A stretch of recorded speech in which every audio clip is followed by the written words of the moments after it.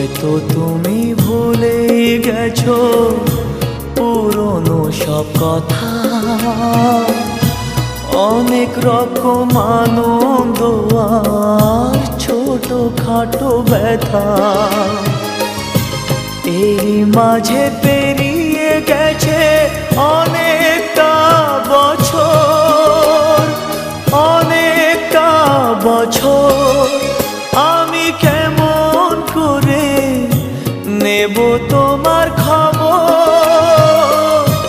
তোমার ভালোবাসা তুমি নিজের হাতে দিয়ে গেছো কবর।